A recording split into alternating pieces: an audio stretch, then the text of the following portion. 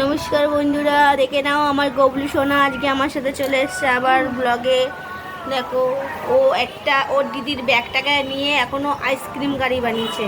এইটাকে নিয়ে সারাক্ষণ ও আইসক্রিম বিক্রি করে, বলে আইসক্রিম নেবে, আইসক্রিম কষ্ট করে আইসক্রিম যাও একটু আইসক্রিম বিক্রি করবো, দেখা পাবো একটু। বন্ধু, আমার ছেলে আইসক্রিম বিক্রি করছে। এই যে ওর এটা আইসক্রিম গাড়ি। বাবু, এটা কত আইসক্রিম কত করে? 5 টাকা করে আইসক্রিম দাও তো, একটা আইসক্রিম দাও। কই দাও, আইসক্রিম দাও সোনা।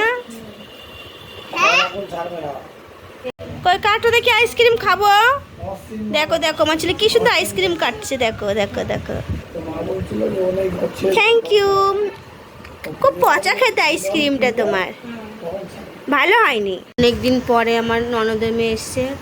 ও অফিসে যাচ্ছিলো, তো আজকের ওর গেল না, চলে এসছে আমাদের এখানে ডাইরেক্ট। ও বললো আমি যে যাবো না, আজকে ছুটি আছে। তাহলে ঠিক আছে, ও থাকবে আজকে। মাম একটু হাই করে দে মা। রাতে আমি রান্না করছি এখন ভাত, এই মাছের ঝোল করব, কাতলা মাছ রেখেছিলাম দুপুরে ভাজা।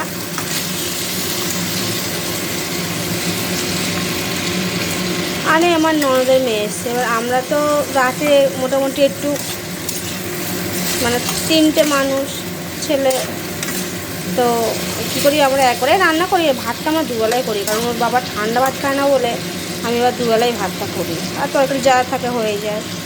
তো ননদের মেয়েটা এসছে। কে আসলো ঘরে? ভাই নেই, ভাই একটু এক জায়গায় গেছে। আমাদের একটা অতিথি, খুব পুচকে অতিথি, এর নাম অটিজা মালিক, খুব ভালো মেয়েটা। দেখো কি সুন্দর ডান্স করছে আবার, দেখেছ? দুষ্টু মেয়ে।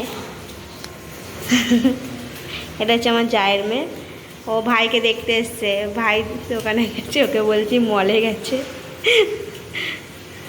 দেখে যাবে।